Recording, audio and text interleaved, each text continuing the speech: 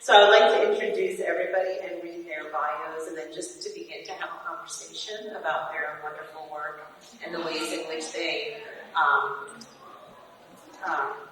the way, if we can just keep that door shut. Yep, if whoever is sitting near the door, if you can just maybe help keep it shut as much as possible so we can make sure we can hear everybody. Sometimes, despite having mics, it's still hard to hear, so I want to make sure everybody can hear us. So I'll just read the bios of our wonderful panelists, and then we'll begin our conversation. So on Zoom, we have joining us Cobby Eckermann, and Ali's first collection, Little Bit Long Time, was written in the desert and launched her literary career in 2009. In 2013, Ali toured Ireland as the Australian Poetry Ambassador and won the Kenneth Slusser Prize for Poetry and Book of the Year for Ruby Moonlight, a massacre verse novel. Welcome, Ali. And also with us is Marguerite Debaie, who I'm so thrilled to meet because I've known her online for about 1,000 years. So, I've had that experience all weekend of meeting people that I've been very close with online, so it's wonderful to meet people in person. Marguerite is the author of the serialized comic Legends in the Heights, The Hookah Girl and Other Stories. They've also contributed to a number of comics anthologies and are currently very slowly working on a graphic novel about the 7th century Silk Road. I've been seeing your posts about that developing work. Marguerite is a freelance illustrator and has worked in such publications as The Nib, The Believer, Abrams, and Viking Penguin, among others. Welcome to Marguerite. And also with us is Aisha Hamid. Welcome, Aisha. Aisha is a Palestinian Dutch former diplomat. She's lived and worked in Palestine, the Netherlands, and Morocco. And since 2022, she's returned to Palestine and co-founded Fikra magazine. If you've had a chance to see it before it sold out at the table downstairs, it's a magnificent, magnificent publication. And I also follow your wonderful podcast online, which everybody should be sure to follow. It's a new literary magazine by and for Palestinians based in Ramallah. And we also have joining us Karen Wyld. Karen is a Martu author and freelance writer living on the southern coast in so-called Australia. Her grandmother's country is on the edge of the Great Sandy Desert in the Pilbara region. Her books are the award-winning Where the Fruit Falls and Heroes, Rebels, and Innovators, inspiring Aboriginal and Torres Strait Islander people from history. Welcome. Welcome to all of you. I'm so happy to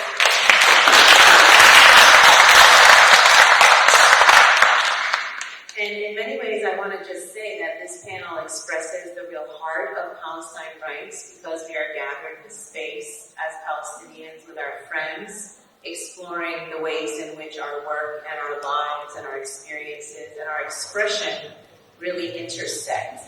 And I think that's a really beautiful place to be. So I would like to begin by asking each of our panelists, if I may, to just tell us a little bit about their work, how they got started in writing and publishing, and a little bit about kind of like the scope of their writing. Can we start with Aisha? Eckermann was established last August. So we founded it a year ago, but we had our launch event in Ramallah 2 months ago, and we have our first print edition now, and as well as our website.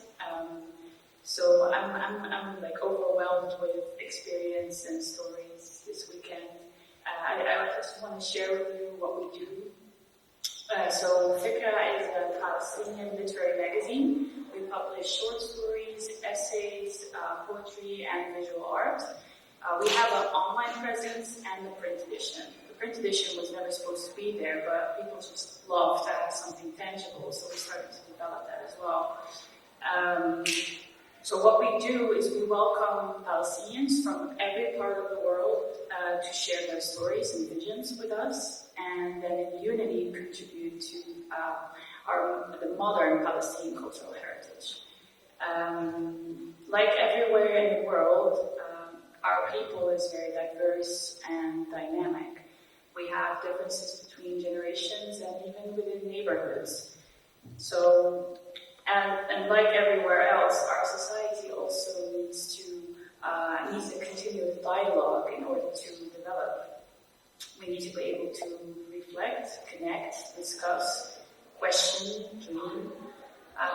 What Fikra aims to do is give a creative voice to every sense of what it means to be Palestinian. We believe that there's a severe lack of uncensored spaces where Palestinians can express themselves freely.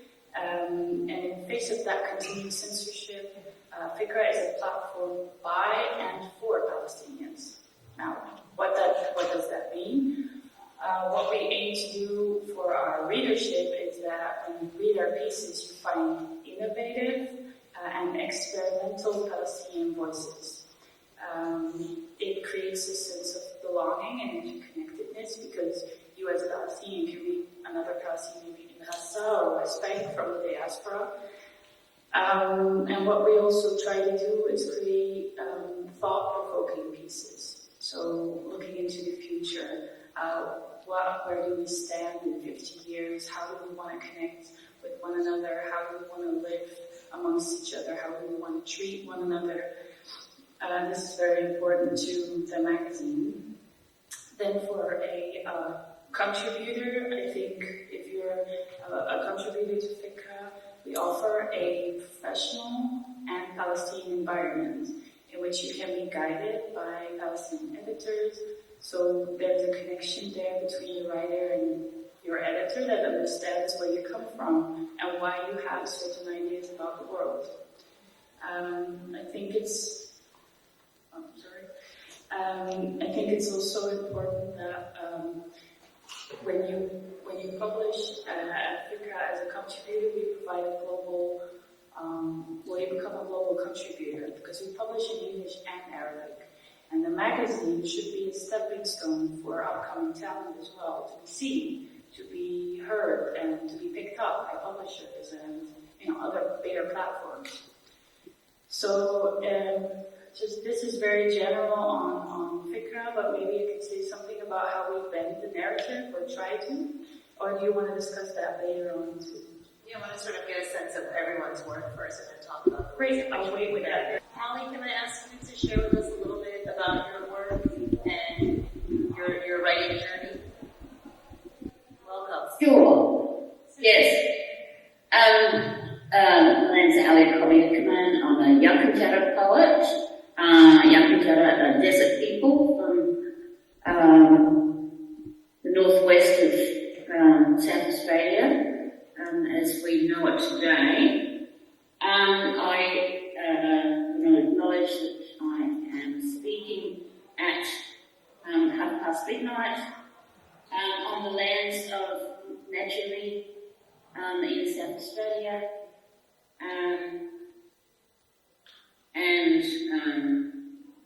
My writing came out of my journey to find my family. In Australia, we have stolen generations saga from the colonising government of making policies to remove Aboriginal children from their families. My mother didn't grow up with her mother, I didn't grow up with my mother, and my son didn't grow up with me. And I was blessed to find my mother at the age of 34, and 4 years later to find my son. And so that was a very emotional time. And I did a creative writing course at a Aboriginal TAFE in Alice Springs in the heartland of the deserts country, and a poetry collection came out of that, and unforeseenly a literary career.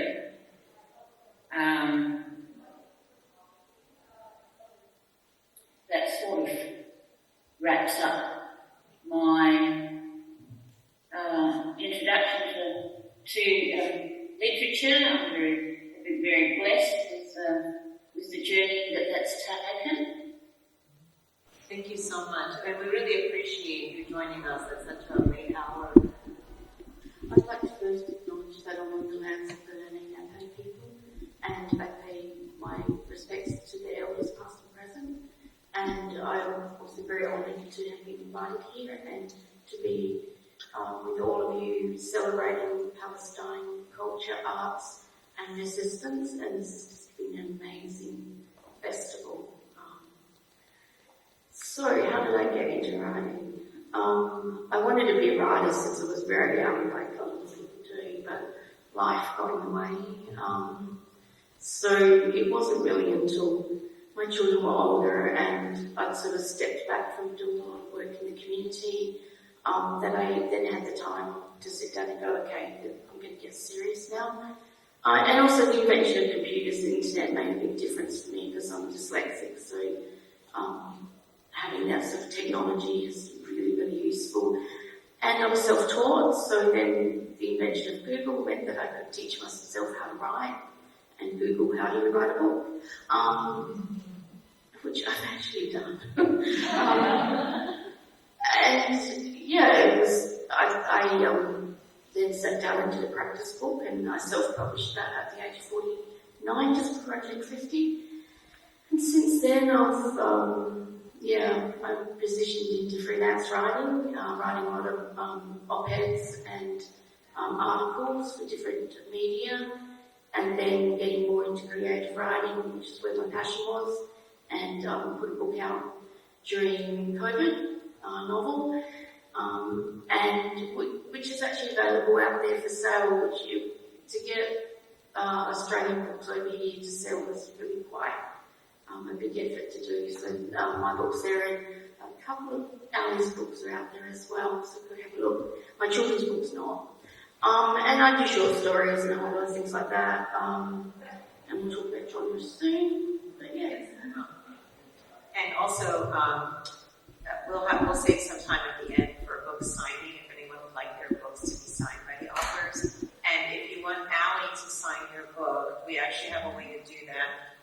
We will take your name and we will send a book plate to Ali to sign your name in a book, and then we'll send you those book plates signed by Ali. So we do have a way for Ali to sign books as well. And I'd like to turn now to Marguerite and ask them to share with us their journey. Okay, so hello. I wanted to say first thank you so much for putting this together, and thank you for your contributions to this fest. It's been amazing. So thank you, honestly, so much. Yeah. So my name is Marguerite. I am an illustrator and cartoonist.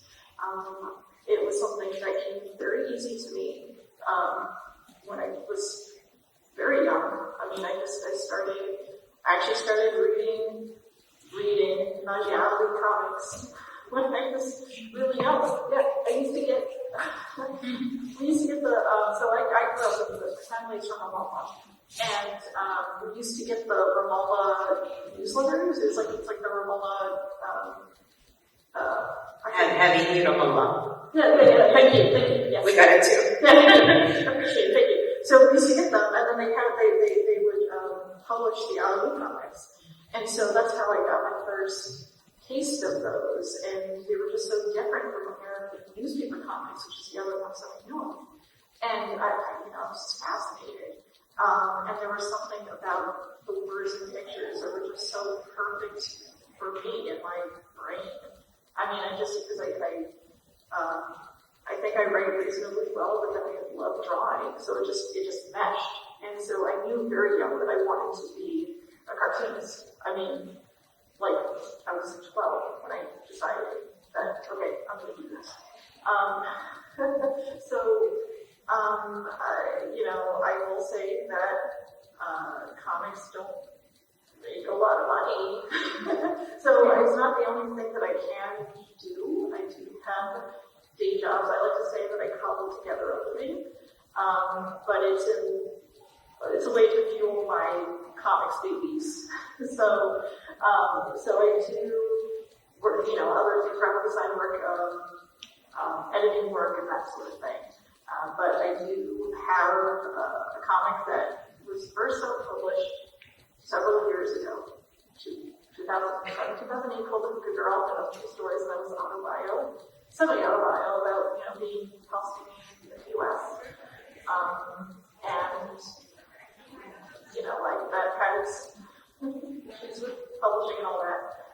was recently, as in 2017, picked up by an actual publisher. And I had some other comics sent. So you have an online comic called Legends of the Heights, about a 12-year-old girl. She's half Palestinian, half Mexican. She lives in Jackson Heights, Queens, if I'm in New York. So I draw what I know. And she is best friends with a Buddha, a mythological creature, in the Quran. Because I really wanted to put something that I'm familiar with, and I really love Qurans. Like, they're just really beautiful to me. I love them, so I wanted to do that. So I would say that my work is very much centered in, like, a lot of Palestinianness is centered in my work, but it's very much like, just like existing in the world. It's very much like part of just the everyday rhythm of the world, because that's how I feel like it is in my life. I wanted to ask about the ways in which you feel that your work experiments with, plays with narrative, with form, with the way that, with your expression. And the reason we sort of came up with this panel is I know in my own work, I don't write in my novels. None of my novels are like a straight linear novel. I always fragment my point of view because I like to write about different voices. I don't ever see an event in a novel, in the plot, from one character's point of view. I kind of fragment and I share all the points of view. And the more I've thought about that over the years, the more I think that that's maybe my way of like resisting what I've inherited as a Palestinian American writer, as a Palestinian living in the States and reading American, European, English novels my whole career. I've always learned about that linear narrative. And so I'm kind of messing with it a little bit, and I enjoy that very much. And I think all of us writing in the spaces in which we're writing, we've inherited a narrative form from the kind of colonial, legacy that we're forced to live with. So in what ways do you think, for whatever reason, in what ways do you think that your work is playing with, bending, experimenting with genre form? Aisha, can we start with you? Well, I'm going to speak for the contributors of the magazine, so that's different than, talking about your own work, obviously.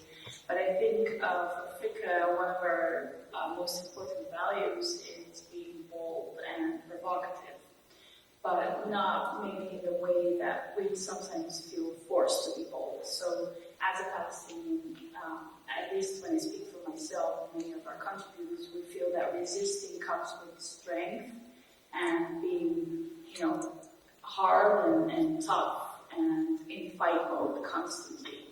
So what we do with the magazine is that we ask our contributors to show their vulnerability and use that vulnerability to resist.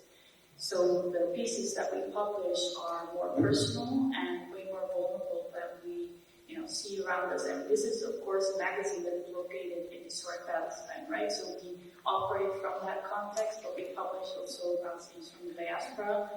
Every Palestinian has a different sense of, identity or how they want to express themselves, but what we see in most of the pieces is that there's a lot of loneliness. And that vulnerability we try to convey in the magazine.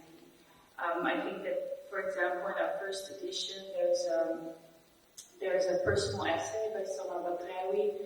What she does is, instead of, essays that mostly are academically styled in the global north, she takes a different approach where it's a reminiscence of the second Intifada, but from the group viewpoint and memories of her friends and family.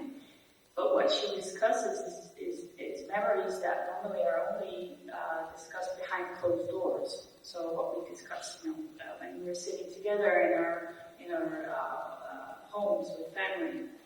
And what she does is actually she reflects on the way that the Israeli occupation has affected boys on a young age, because those, her generation those guys were kids when the Second Intifada happened, and how that evolved. That emasculation during the Second Intifada might have evolved into sort of toxic masculinity nowadays, which is a very, very critical point of view. And then we ask other contributors to reflect on that. So we open up a certain dialogue, and not everyone has to agree with one another, but that personal viewpoint and putting that across someone else's is very important to the magazine. So there's a critique of society that we try to convey, and I think, to quote one of our other contributors, her title is called A Human Resistance. That is what we're trying to do, to humanize us again, instead of how we are dehumanized constantly. So this is very focused on narrative, and I think that what our writers do is then experiment with the form of genres. So spoken word poetry, for example, instead of classical forms of poetry. So and we have a visual story, like a comic. So I'm very, very much interested also in your work, Marguerite, because that very much fits into what we try to do as well. Ali, what about you? Can you share with us about the ways in which you think your work is experimenting or bending genre or form? Yes, I've just, there's quite some similarity in them. I feel like the bending of genre is a living thing. It's about survival. And one of our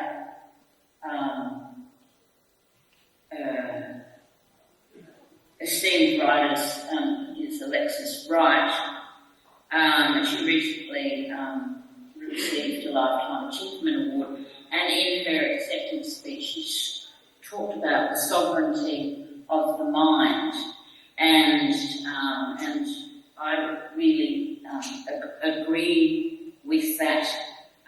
Imagination has always been, I've always had a really strong imagination. Even as a girl, I think I knew something wasn't quite right, although I didn't understand the concept of the stolen generation. I knew I was adopted, of course, but I'd always been aware of the strength of imagination and the actuality of a trauma.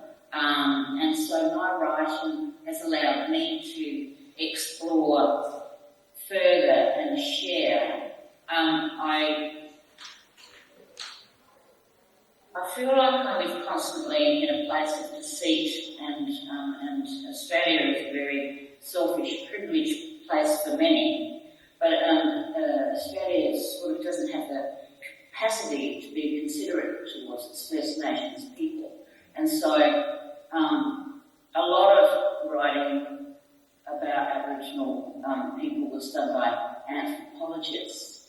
And so I wanted to put the emotion into the telling of our stories. And I weave a lot of emotion into my work. And that's my honest place. I need honesty, and so that's quite comforting for me. I write in verse novels, so every page is a poem, but it reads like a novel. So I've written 2 of them, and historically, Aboriginal people had what are now known as songlines, and they're like song maps that crisscross across the continent as ways of as cultural ways of being and learning, and perhaps when I'm writing the verse novel, I'm trying to capture or modernise an element of that, because when I'm in that place, feel worthwhile. I feel like there's a lot of comfort in Aboriginal history, almost overshining the modern day, because our history, overrides the colonisation, and we can fight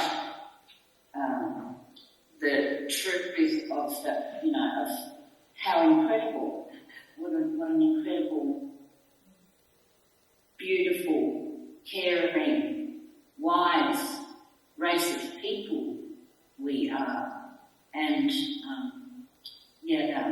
that's the resistance and the impetus of writing. I'm pretty untrained too. I haven't been to university, and so I'm so grateful that I got expelled from school standing up for racism. I went on the long journey. It was difficult at times, but there's no boundaries in my writings because of that lack of education, and so I can just write from the heart. But I live in a small country town. I'm surrounded by birds. I'm always looking for the natural world to lead my words as well.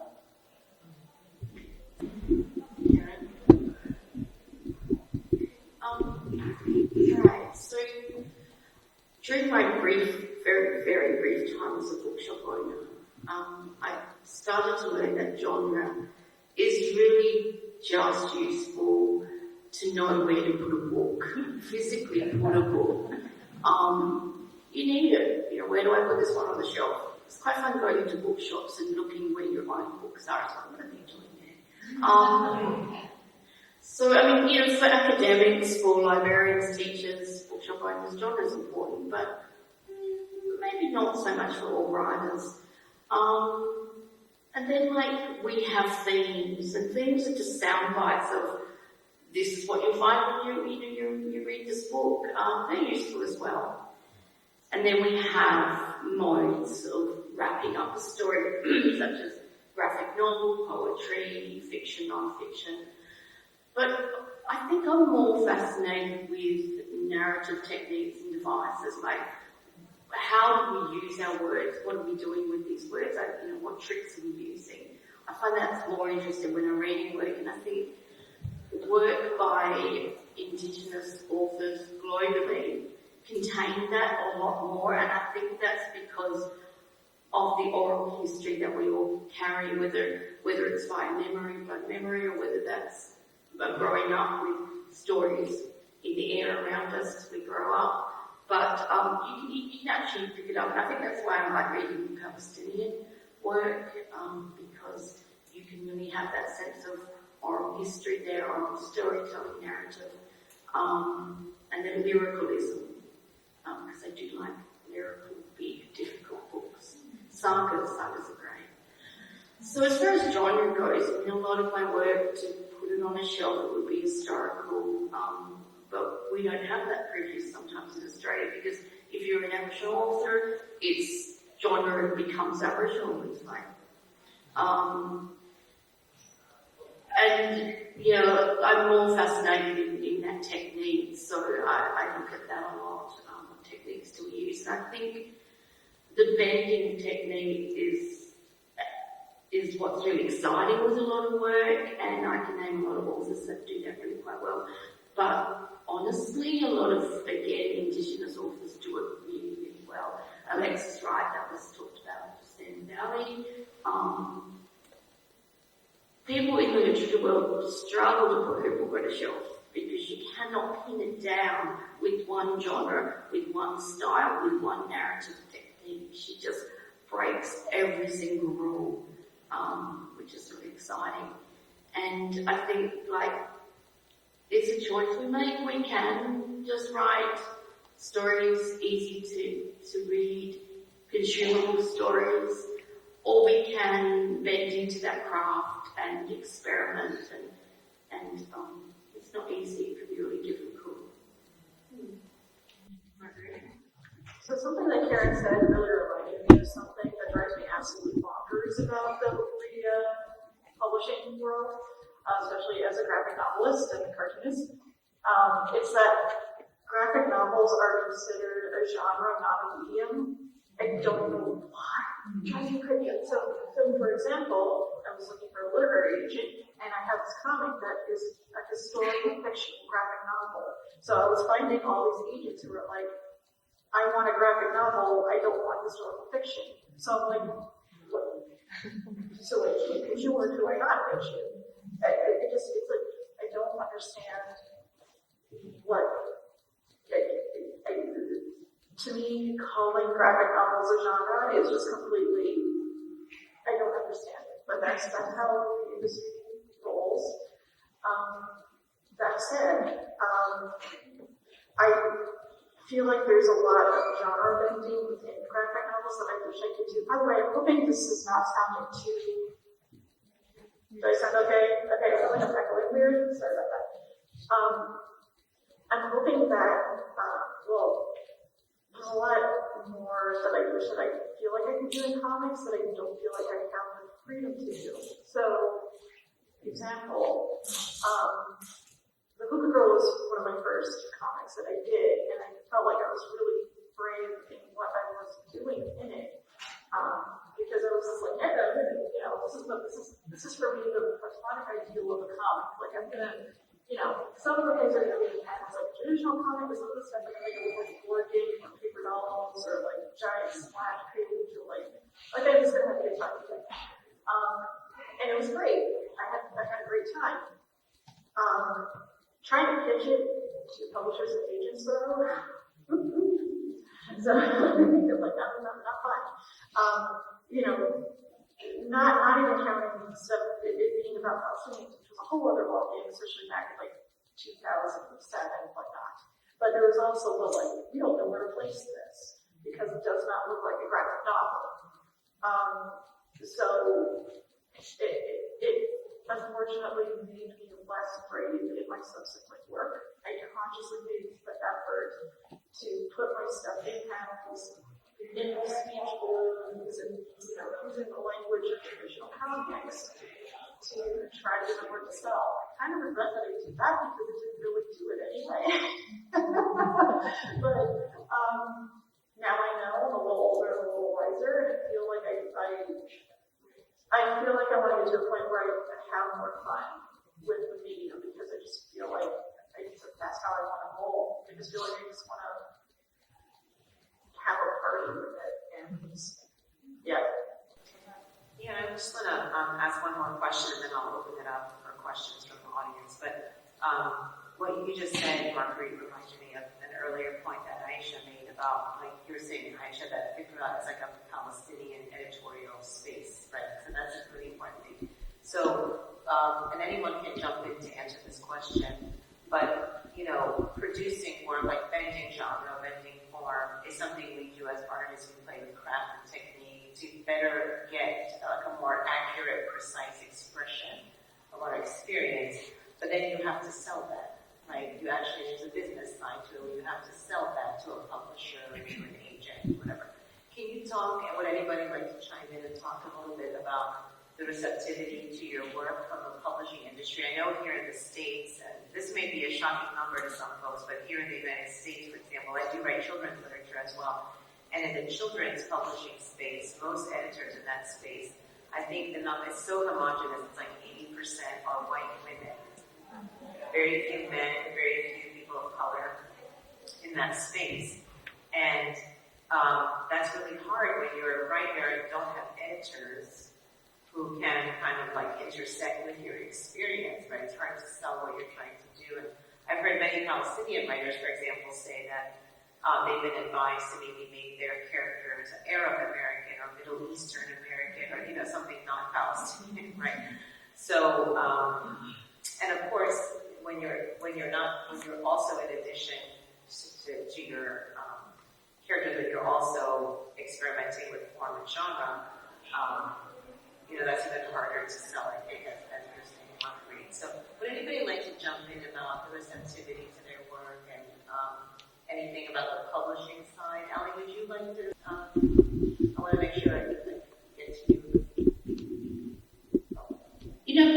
my journey has been interesting, and I think it was because I was riding in the desert. I found my family in my mid-40s and was living in the desert, learning my culture, a little bit of language, immersed in listening to language for the first time. So there was a resonance in my poetry that captured the attention of the Australian publishing world, or the poetry world. I'm very aware that was quickly taken over by other industry, and so for the last 7 years I had to have a break from it because I realised that I loved writing, but I wasn't loving being a writer, and the 7-year gap has been probably the best thing that I did for myself, because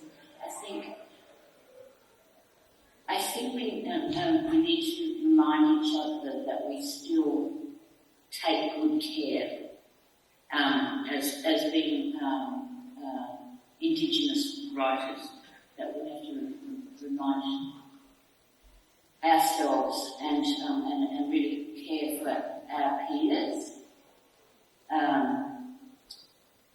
I know that I feel like I have control of my career again. It was like it had been steered away from where I wanted to go, and that's really influenced. I feel like I'm finally right at a maturity of writing, and that's really important for me to keep to. That's like a sovereign place of sovereign respect for myself, and that's quite a feeling of resistance. And I sort of wanted to say too that the first Australian poetry book was published by Wyld in 1964. So I believe that Aboriginal writing in Australia hasn't even really discovered itself yet. We're on the cusp of transferring cultural knowledge onto the page. It's still quite a new medium, very exciting, and we need to take good care.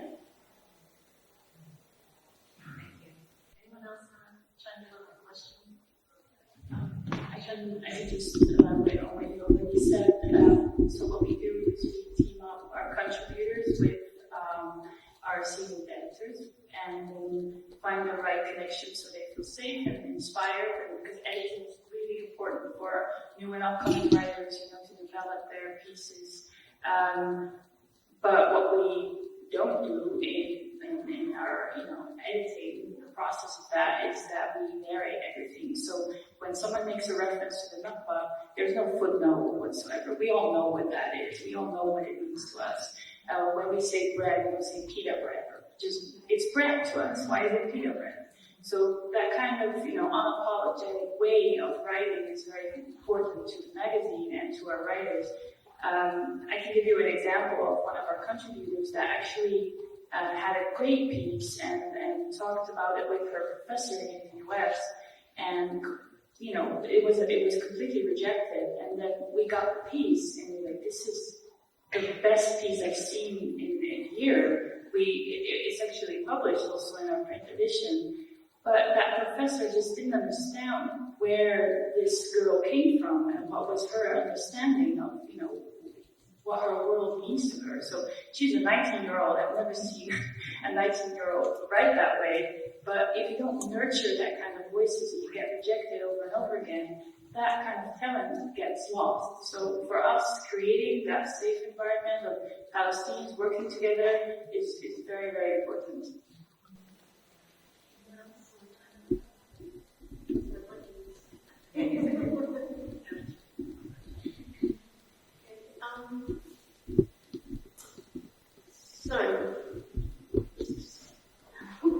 Sorry, I'm having a jet lag. It takes days, doesn't it?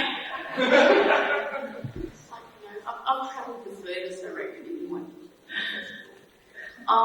So, I think, like, Ali mentioned that poetry only started emerging in the 1960s, and then in the 70s, the playwrights started emerging, and then it wasn't, 1980s autobiographies, 1990s was the novels. It was not until the 1990s that we started seeing Aboriginal novels, and then early in this century it was the children's books. Before that, yes, there was a lot of Aboriginal children's books, but none of them were illustrated and written by Aboriginal authors, and now we're getting that a lot stronger. It's the era of the children's books now, which is really exciting. So it's a really new format in the written form, not in the oral form though. I think because it's all new, there's more of a freedom on us to be experimental, to not go, oh, this is the way we have to do it, which is really exciting. Now we have all of Australia's top awards have at some stage been won by Aboriginal Torres Strait Islander authors. I shouldn't forget the Torres Strait Islanders. We're two distinctly different peoples. So it's really exciting times, but that said, there is a lot of pressure, especially on the young writers, to write for the colony, to write trauma, to write in a way that white audiences like. But there's a strong pushback of like, no, we're not writing for the white lens. You are not our audience. You can pick up our books and read them, but you are not who we're writing to. And I think this is, being an author, an Aboriginal author, this is the greatest gift we have, is whenever Aboriginal people come up to us and say, I saw myself in that book, you were writing for me. I love this, So writing fiction or any work becomes an act of resistance. It becomes an act of writing back to the colony and resisting, but doing it with love. And this is what I really liked on the opening night, that talk of love. And I think when we're writing love, we're writing black love, and black we use in a context in Australia as well.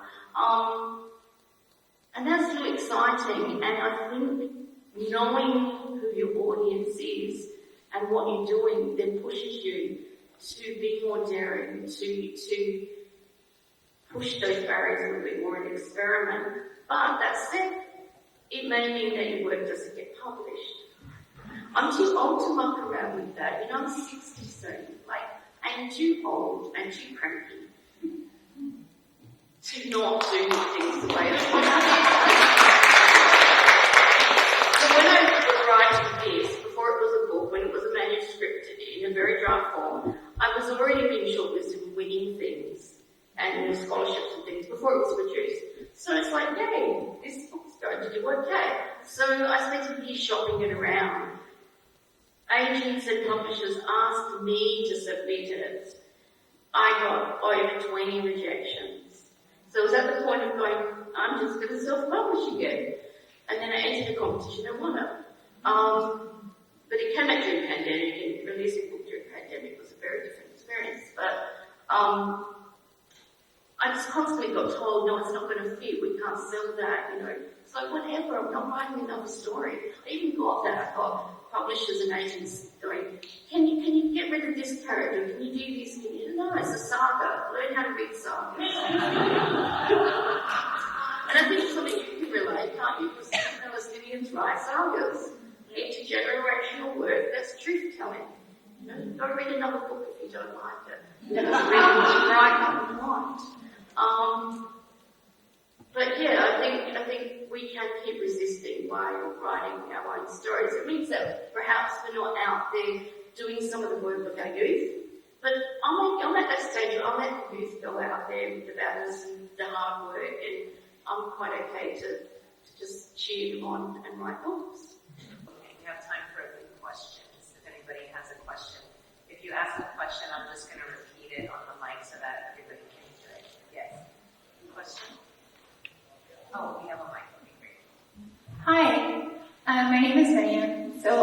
currently writing a historical fiction novel, and I have a book deal with Hachette. Working with Hachette has been very troubling in the sense that I think you talked about how 80% of editors are white women, and so one of the problems that I've been having is that they don't understand my work. So for example, I am writing about Al-Khalil Road, right after the Nakaba, right? And so they're like, oh, well, we need to change this to Hebron Road, because right now it's named Hebron Road, right? And so my question for you is like, one, with working with publishers, have you experienced this? What do you do? And if someone is trying to contribute to their erasure of a culture or their work, do you just recommend self-publishing? And then the second question I had was for you in the Vikra magazine. So with Vikra, so a lot of the stories that you publish, are they from immigrants, and then do they work with the editorial team to kind of improve their writing or work on the writing? Because I've heard a lot of narratives, and I've tried to publish a lot of work from immigrants who just, they don't have any experience writing. So I'm wondering, what is your process and how do you go about that? Well, I published my children's book, non-fiction children's book with Hachette Australia, and I had no pushback whatsoever. I was really quite surprised. I read the whole book. I did not use the word Australian or Australia. I used colonizer, setter, invader, white people. And not once did they say, well, hang on, we can't sell this. But if I had tried to do that even 2 years ago, I would have got a lot of pushback. I think it comes down to like, one, you want to be a writer, but two, you want to be a sense of integrity. So you need to work out what can you let go of, but what you won't, and channel your auntie energy. You're still young, but you can stand up and go, you know what, I'm not backing down on this. And it's tiring too, because we're expected to educate. Like, we can't just be writers, we can't just be eating, we have to constantly educate. So sometimes you'll have to be there just to get your book deal and get your book out. So this is why I'm not changing this. This is why I've written this. And you know, perhaps you'll win more of the battle that way. But yeah, do channel your grumpy auntie energy as well. When is your book coming out? Next year, next September. What is it called? The History We Carry. A History. We Carry. Congratulations.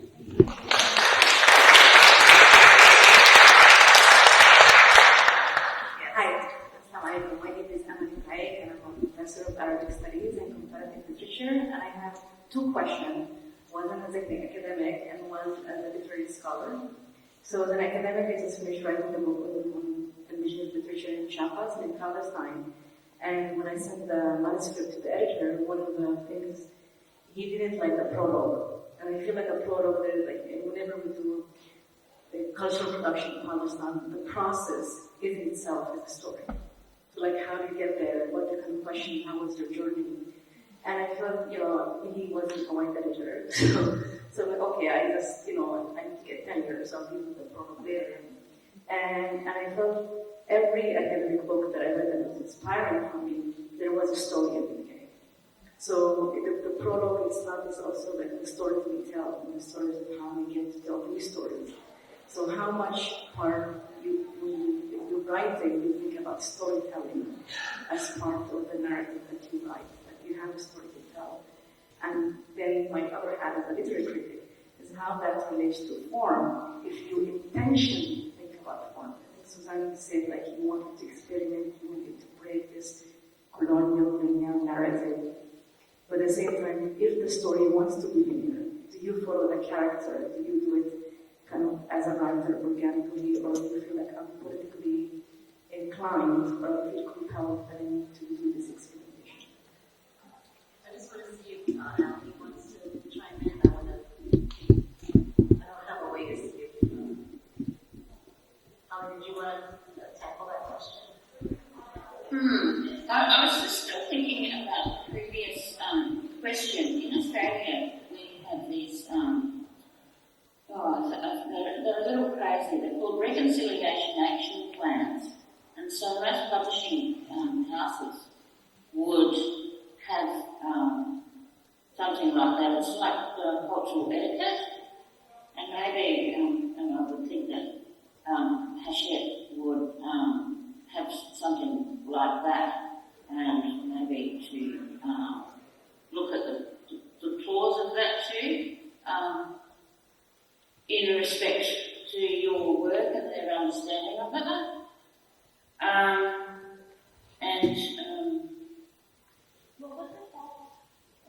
It wasn't, I'm sorry, it was a little difficult to follow the question that was asked. Yep. I can repeat it. The second question, if I can sum it up, was about like how important is storytelling in your work? Like, are you following a character? Are you following? Is that correct? It was a longer question. It is about storytelling. Yeah, the importance of storytelling in the work. Like, do you start with a character? Where do you start?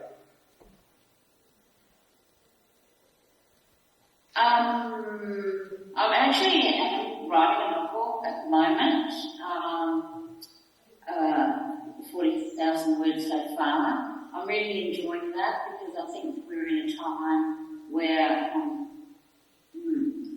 I want to describe more about what I'm saying, and poetry has become a little minimal.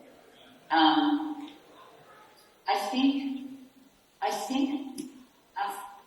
think we write who we are in all these different forms. I just realised that probably about 30,000 words, a 17-year-old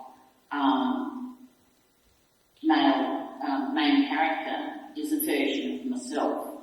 I don't think as writers we really escape ourselves. And, we talked about, what I mentioned before, that writing is like an act of survival, an honest act of survival for me. And I think about what the industry offers as the reward for publishing, which I want to challenge. Also, that speaking gigs and everything are also worthwhile things to do. So I have an agent and we talk a lot. So she has to do the work of making sure that the industry space is also safe for me, because why would I contribute to something that is not safe?